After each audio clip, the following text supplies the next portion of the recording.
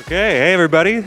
It's a great session, another big batch of amazing startups for the startup battlefield. But we have an exciting guest coming up too. It's JB Straubel, who you probably know as the longtime CTO of Tesla. He was there for 15 years. But lately, he's been building a different company, Redwood Materials, which focuses on recycling electronics into new materials for batteries, for EVs. So amazing work he's doing there. He's going to tell us all about that. And he's also probably going to tell us a bit about going back to Tesla, but this time as a director on the company's board. So please welcome him out with Kirsten Korosek.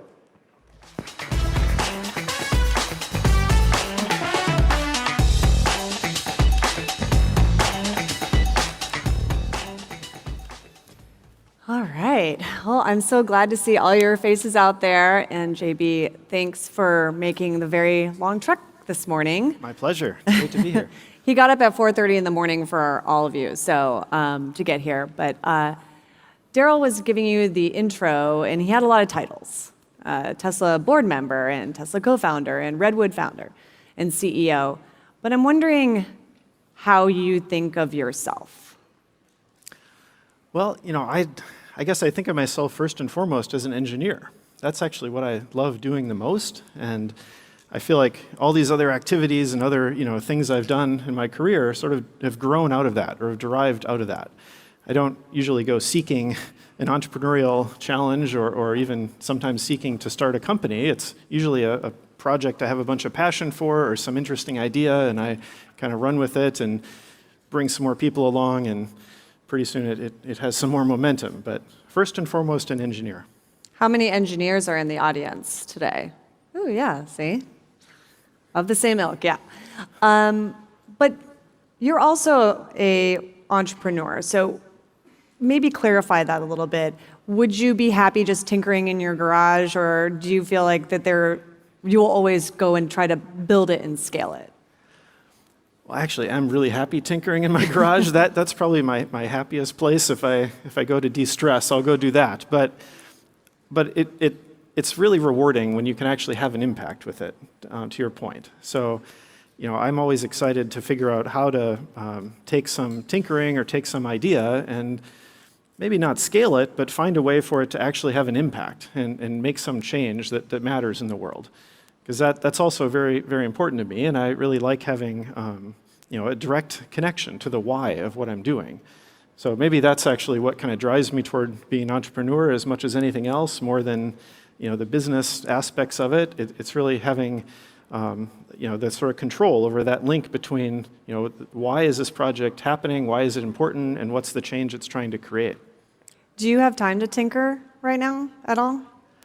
I sort of make time. Sometimes I have to, skip a meeting or something like that, or pretend I'm busy doing something else. But, if I don't tinker, I go crazy. It's literally like my sort of recovery time. I feel like is just doing something that usually if I objectively look at it, it's a terrible waste of time. I shouldn't be doing it, but it's I don't know. It's important to me, and I kind of recenter myself and focus on what I enjoy. So, give us a sense of what are your projects in your garage right now. I know that you have done EV conversions. I think you have a Porsche EV conversion that you did back in university days. But what are you working on now? Yeah, a long time ago that one was. But right now I'm excited to sort of rewire our whole house and make it completely off grid. That's certainly you can buy products to do this, but I personally find it really fun to kind of manage it and control the loads and power, and have set up a huge solar and battery system to run it all. So to me, that's just fun and relaxing, and it's kind of a interesting way to de-stress. So for the rewiring and the batteries, what batteries are you using? Or are you just kind of cobbling them all together, or are you putting a Powerwall in there?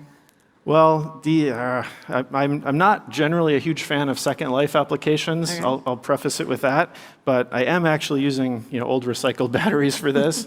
So it's some old batteries that still had a lot of life left that were being discarded that could be reused. So I just love batteries generally. They're just scattered around your property, theme. Right? It's kind of a theme in my career. Actually, I read that you use old batteries for crypto mining. Is that accurate? That was another tinkering project. I did try an experiment with that, but that one is kind of going by the wayside. So. Okay, all right. When we talked earlier about titles and how you see yourself as an engineer first, certainly your time at Tesla can't be summed up with a single title. You were involved in a number of projects and really the foundation of the company. Is Tesla still a big part of your identity? You know, I still feel this incredible connection to the whole team and the company. It's almost hard not to, I think. You know, I sort of roped my whole self into that for 15 plus years.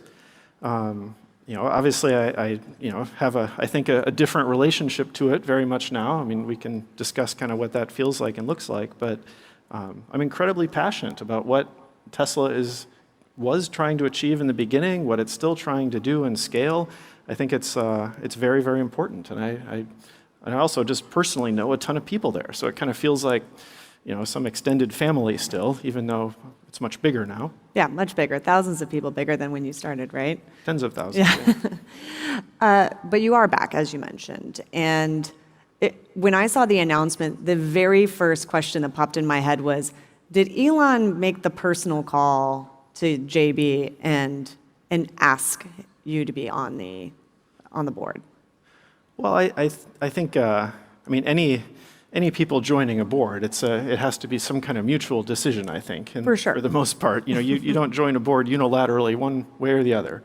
So yeah, I still consider Elon a friend. We have a good relationship, and I don't think I would be rejoining the board if we didn't have a healthy relationship.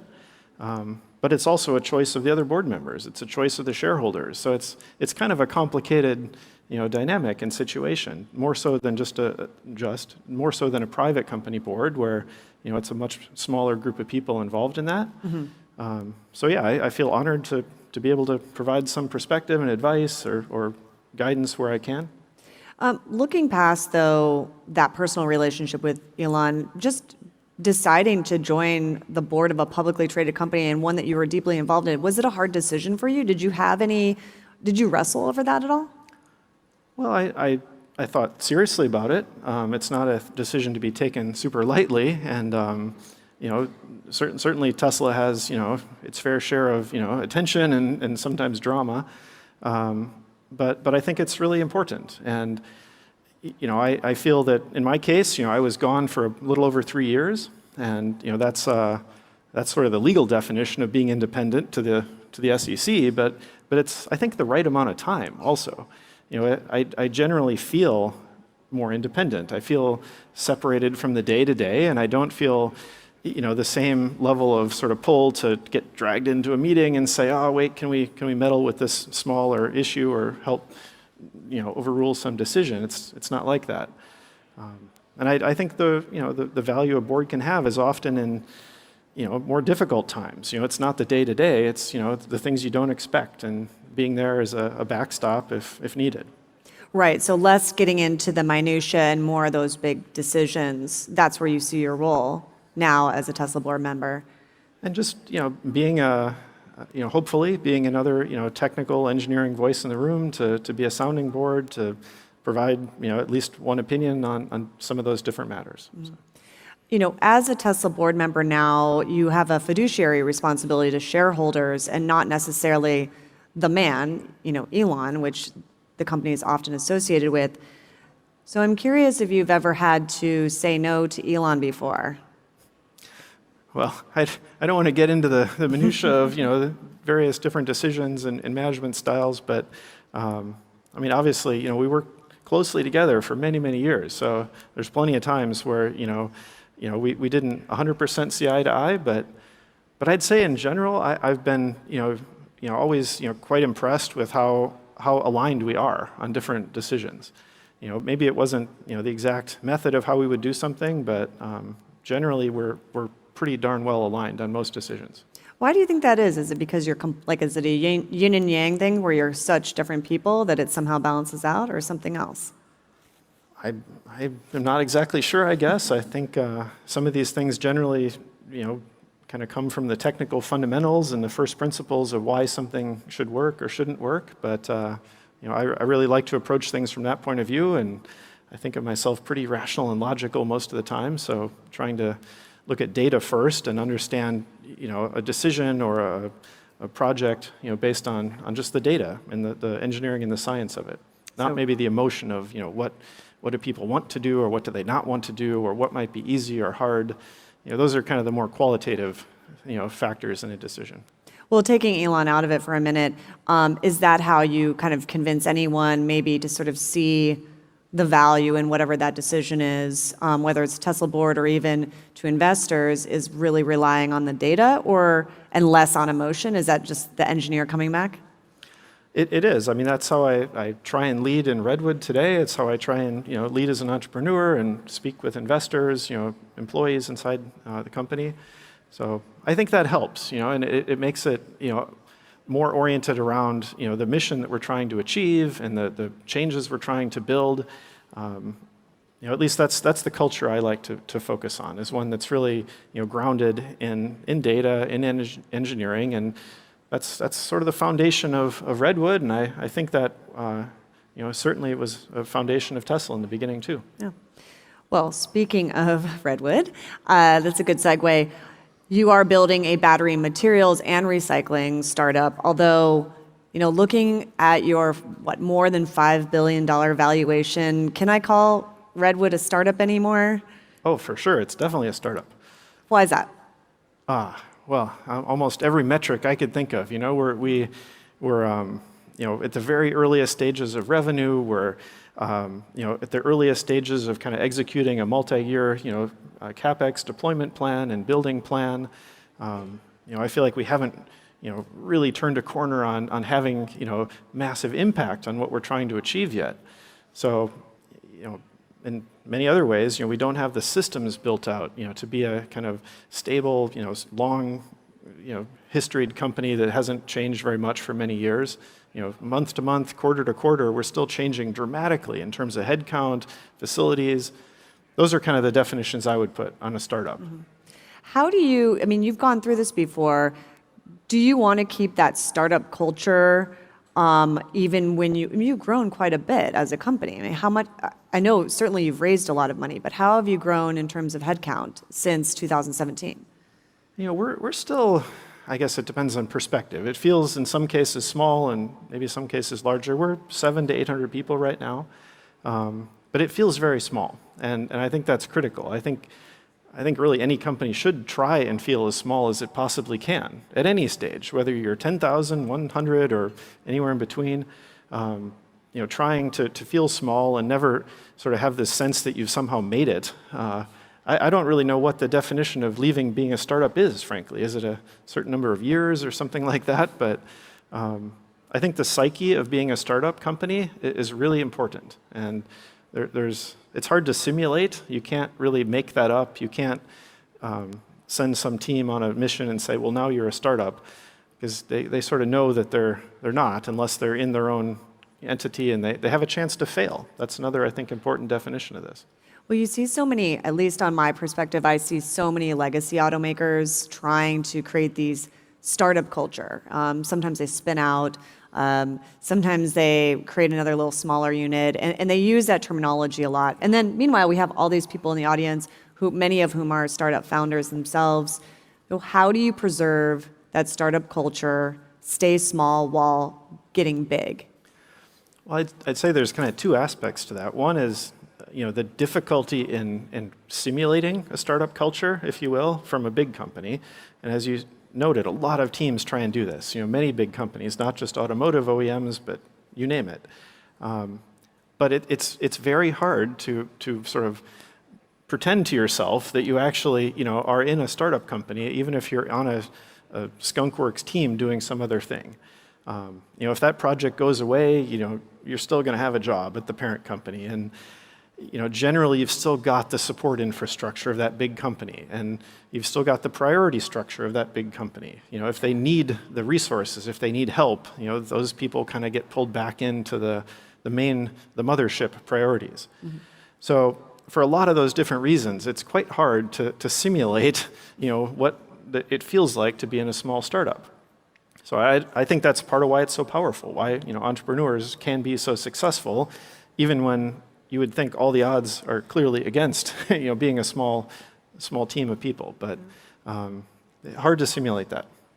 You've raised recently $1 billion with a more than, as I mentioned earlier, more than $5 billion valuation. You also received a conditional DOE loan for something like $2 billion, I believe. And all of this, at least from what we've talked about before, is to scale.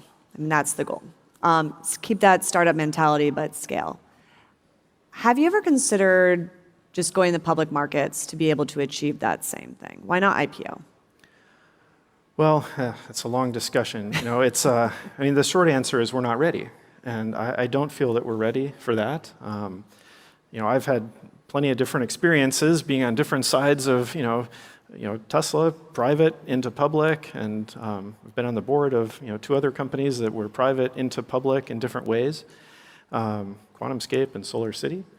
So I've kind of seen the pros and cons of it, and I'd say the downside from a company in our position is we don't have predictability yet. And actually, I don't want us to have that level of predictability yet. I think actually, we have to give up something of our, innovation and creativity and dynamic, nature to have the predictability. It's tricky to have both, but analysts, need to build models. They want to understand that. They struggle to build a new model every single quarter if we're saying, well, no, we want to go this way, and now we took advantage of that opportunity. So to me, that's probably the tangible reason. But it does make it. I do miss having access to the retail investment enthusiasm in the same way. That's, I'd say, one of the biggest downsides of not being public. And at Redwood and obviously at Tesla, I think that's an incredibly strong force. But I think even at Redwood, I've been surprised at how many people actually understand it and get it more than I thought they would. I imagined we'd be a little bit more of a behind the scenes type of company for longer. So someday when we're ready, but not quite yet. Do you think that the reason why people get it and they are interested in probably hoping that you'll go public is because of we're now, because of the Tesla connection, and they're familiar with you and they're just excited about you, the person, or they have a greater understanding than they ever did before about actually what this means and what Redwood specifically is trying to do? Well, I hope it's more the latter. I mean, if it's just general enthusiasm and about things Tesla, that's probably not the best reason to invest in something. But I do think a lot of people, though, it's a relatable thing that we're working on, and I've again been surprised how many people immediately understand it. I mean, I explain it to my kids, and they immediately understand it. It's like, oh, you're taking an old battery and taking it apart, and so we can make a new one. Great, got it. That's a really understandable, relatable thing, and most people that are driving around in an EV, give some amount of thought to the footprint they're going to leave behind with the battery, with the car, with the whole system. So, that was a question that I frequently got at Tesla. It was probably in the top 10, frequently asked questions of, well, what about the battery at end of life? How will we recycle it? And at the time it was so early that it wasn't top of mind. We were much more focused on how do we make more of them rather than do we plan for end of life. So it's relatable. And we're just starting to see. I mean, the Model S was 2012. We're just starting to see some of those. I mean, certainly some of those batteries have come into the supply chain, but we're just really starting to see the first scale EV batteries coming into a second life or needing to be recycled, right? So. It is ramping up quickly, and it's pretty phenomenal, the amount of volume there. I mean, if you just look around at the streets and see the number of cars and think that each EV we build has to be unbuilt, essentially, and reprocessed, reclaimed in a sustainable way. That's part of the motivation for me of putting my time and focus into this in the first place. I kind of saw that I guess view of the future that I wanted to create, while at Tesla. And we were working so hard, everyone still is, scaling, building more cars, building the whole market and the infrastructure to support them, and then building the renewable energy to charge them.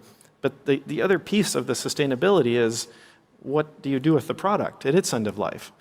So that to me was the kind of third piece in that stool is, making the car and deploying it, charging it with renewable energy, but then also, closing the loop around the product itself so that we could build a reprocessing, remanufacturing industry and method to take them in, use renewable energy, and feed materials back to do it again.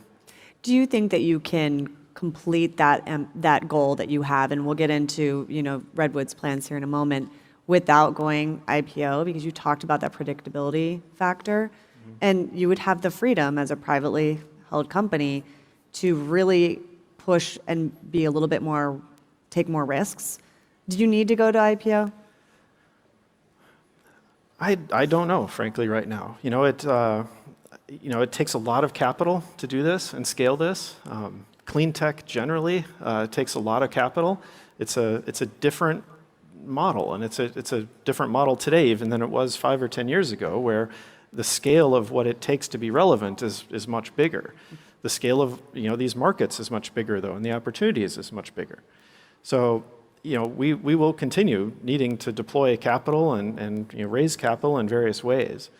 Some of this depends, I'd say, on the efficiency of the outside markets. As long as we can, as a private company, work very efficiently with large-scale private investors, that maybe defers the financial benefit of being public, separate from the whole tapping into enthusiasm of retail investors. So I don't know if we ever will need to go public. It probably should happen at some point. I think that's probably the right outcome for most companies as they grow. But I really don't want that to ever feel like a goal in its own right. It should very much be a tool to achieve growth in a faster or better way, done for very specific reasons. Well, let's talk about that growth. When I first started writing about Redwood Materials, you had one location. And what is your capacity right now, your reprocessing capacity right now? Well, today we recycle maybe around 10 to 15 gigawatt hours of batteries per year. So I try and think of it all in gigawatt hours per year. I think that's much more relatable and convertible than tons per year or something like that. So that's a fairly large amount of batteries, but by the scale of what's being built today, that's still relatively small. So, on one hand, it feels, you look at our facilities, you look at the throughput of things, it seems large. But when you compare that to a roadmap of well over 1,000 gigawatt hours per year of manufacturing capacity in just the US, that's where you see this phenomenal gap. Yeah. I mean, maybe we're at 10 today, and the country is going to be building 1,000. So you've got 2 orders of magnitude of difference, between these two things. That's why, you mentioned the financial numbers. It's tempting to feel like these are big, and it's like, oh, we've got so much money to do all these things. But I tend to, view it the other way and be actually quite paranoid and think, okay, this is really not that much capital in order to attack this, huge industry and problem. You said you were doing about 10 to 15 gigawatt hours, and then compared it to where the U.S. is going to be 1,000. So how much does Redwood want to handle? The whole shebang, or a piece of that? I mean, I'd love for us to do as much as we can, but I mean, realistically, we'll be a percentage, and not the majority even. I don't think. I look around though, and I don't see other companies doing this fast enough. So I kind of worry, not just from the recycling point of view, but I'm thinking more broadly about the supply chain. Where will all the components come to make all these batteries, to make the batteries into those cars? So the U.S. has been extremely successful with the Inflation Reduction Act. We've driven hundreds of new announcements and dozens of new battery factories to the country, but the supply chain hasn't followed. It's lagging behind that whole wave of assembly factories. So even going as fast as we possibly can, I think we're 25, maybe 30% market share. I mean, I'd be happy if it was bigger, but I just can't. That even sort of defies my ability to see how we could grow that fast. To reach that 30% market share, what needs to happen in North America for Redwood in terms of capacity number of factories, and also in Europe. I mean, you just expanded into Europe last year, and then you made an acquisition, well, yesterday, right? So what does that look like to hit that 30% market share?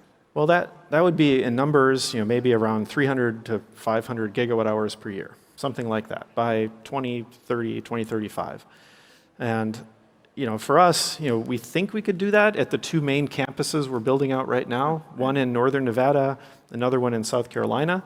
So I think we have the footprint and the infrastructure to do this, but it's just a lot more people, it's a lot more capital, and it takes quite a bit of organization to engineer and build these projects at these scales. That's something I think that is often sort of missed a little bit in the scale-up question. And certainly, at Tesla we felt this acutely, through the ramp-up phase. But it's tempting to think, okay, great, I've got this amazing prototype of a product. It works really well. People even want to buy it. So you feel like you've checked all these boxes, and then you just kind of come to this, now I just need to make 1 million of them. And the make 1 million of them, or to process 1 million of anything, is so difficult that I think that's where the scaling issue really gets away from a lot of startup companies. And battery recycling, battery material manufacturing is no different. So, I worry more about how long it will take us to achieve the scale to really have those kind of relevant market shares, even in the midst of this industry growing so fast. That's probably my biggest concern is achieving that scale.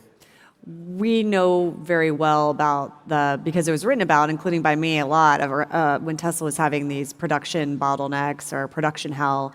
And that was a huge scaling issue. So for Redwood, though, what is it that could be that bottleneck? Is it having enough customers? Is it having a factory that's running like it should? I mean, what's the pressure point or the biggest risks, I guess, to scale? Well, it's definitely not the demand side of things. That's as I was kind of mentioning with the vehicle models being announced, the battery factories being built, literally coming out of the ground now, that's sort of the demand signal, and it's massive. So I don't see any concern there. It's hard to predict, though. That's somewhat the nature of these production ramp challenges. If you knew exactly where the problem was going to pop up, you could kind of target it and go after it.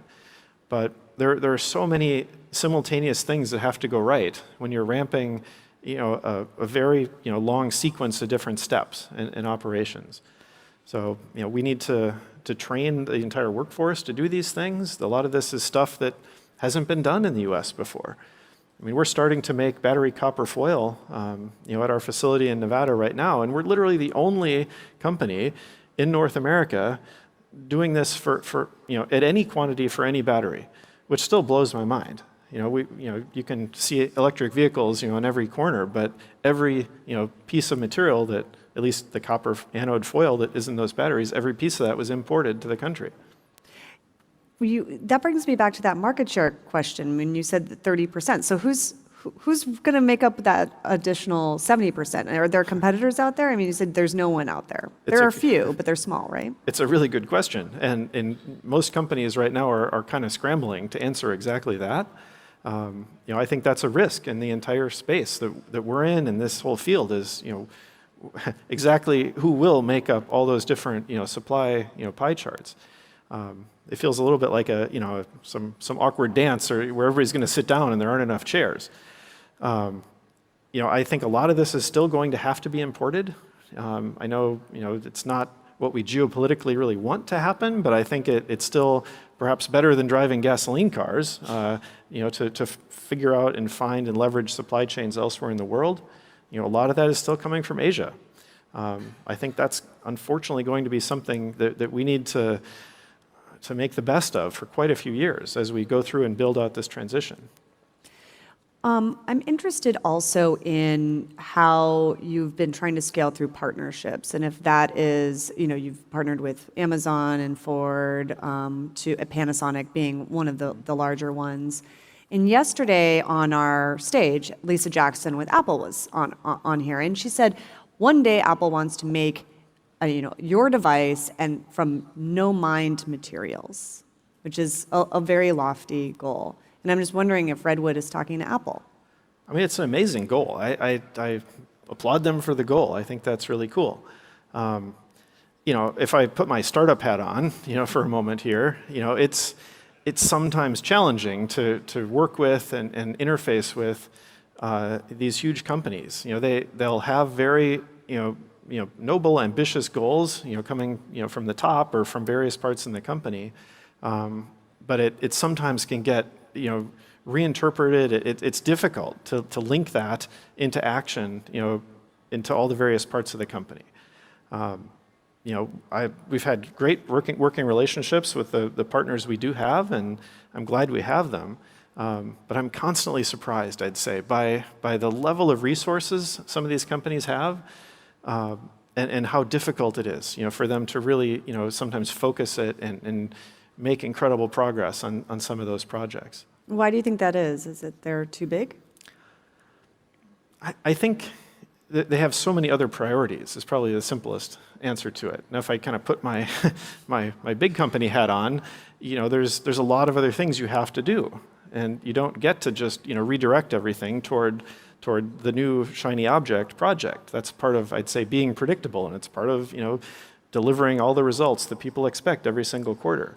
So that takes enormous percent of I'd say those big companies' attention and their resources and just their kind of mind share. So they may want to kind of redirect and go after some crazy new direction, but in practice it's relatively rare, I think, for them to actually be able to do that. It almost takes a crisis for them to kind of abandon the old direction and choose a new one. I think you would argue that there is a climate crisis, right? So what's preventing these companies?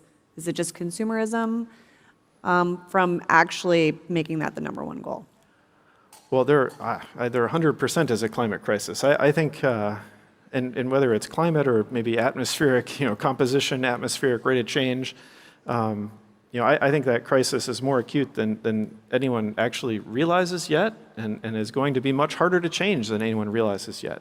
Has more inertia, but it doesn't directly, blow up the business model of many companies. So I think most people are aware of it. It's sort of there in the ether. It's most people realize it's incredibly important, but on a day-to-day, that doesn't destroy their sales. It doesn't destroy their supply chain, or it doesn't nuke their cost structure or something like that. Those are sort of the crises that I think companies generally react to much more quickly. It's an immediate crisis that affects the balance sheet of what they're doing. But unfortunately, the nature of the climate crisis is not that. It's the sort of slowly changing thing that's not directly easily attributable to any specific outcome.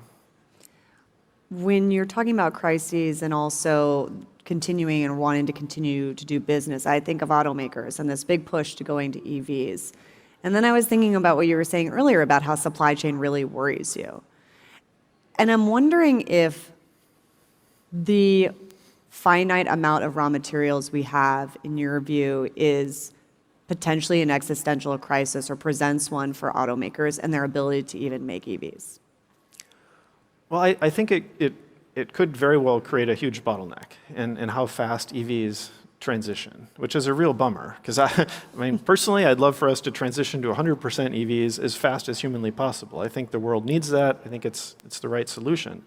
But then with my kind of engineer hat on, I go looking at all the risks and problems to do that, and where do I think the bottlenecks would be. And I agree that the materials in the supply chain, the access to them, the refining of them is probably one of the biggest bottlenecks.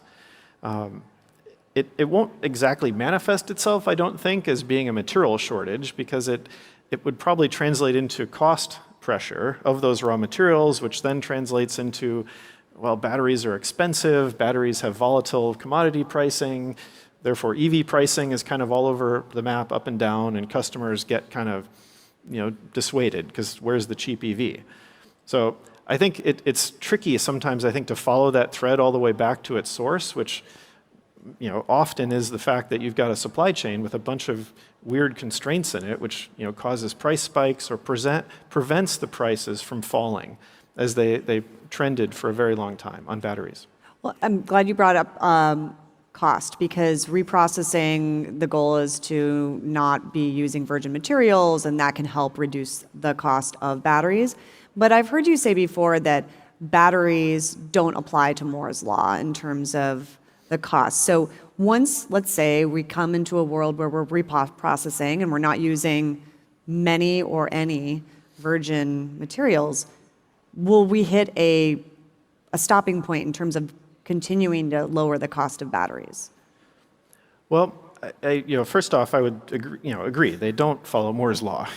Specifically, that has to do with, obviously the density of transistors, and that's something, that's essentially a mechanical, manufacturing process, a mechanical electrical manufacturing process. Batteries are on a very different improvement curve, and they're limited by the chemistry of the elements involved, by the really, that's the fundamental limit.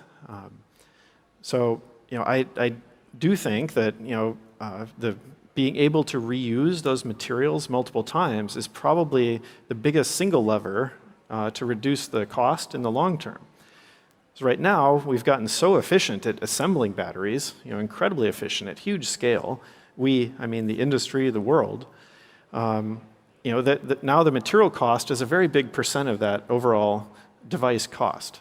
It's an unusually high percent. Many things in life, you don't think of the raw material being so expensive. But in the case of a battery, it could be 50 to 70% of that raw material cost. So if we can reuse that raw material and reuse it way more cheaply than mining new, suddenly you're able to attack that most difficult and biggest part of the pie chart in the cost. In terms of reprocessing, though, what is the environmental cost for that you can quantify? It does use a lot of water, correct? Well, to reprocess or remanufacture the battery, we've gone pretty deep on this, or as deep as we can go before we almost lose track of kind of what we're following with life cycle analyses and comparison to mining pathways. It uses so many fewer resources. So we've tracked maybe about 80% reduction in CO2, 80% reduction in net energy consumption, and similar numbers, 60, 70% reduction in water consumption. So these are pretty dramatic, and it's another reason I think that's an important pathway. But right now, I'd say just the cost and availability and the scarcity of the materials is even overwhelming even the environmental benefit of recycling. In terms of the water savings and those reductions you were able to achieve, is this something that Redwood has innovated, or was this in the marketplace? No, that's been pretty fundamental to how we engineer and how we design. That's something that we generally try and have sort of a set of design principles when we go out and attack these problems, and we want to engineer some solution. You need to think about what's important. How are you going to engineer it? And for us, looking at the sustainability of the process, the net energy input, water input, other inputs that are required is a really key part. So we've worked pretty hard, and it's kind of defined how we do a lot of the different processes that we've invented. Right. We are all out of time. Thank you, audience, for coming. JB, thank you so much for driving out here today. Thank you so much. Yeah.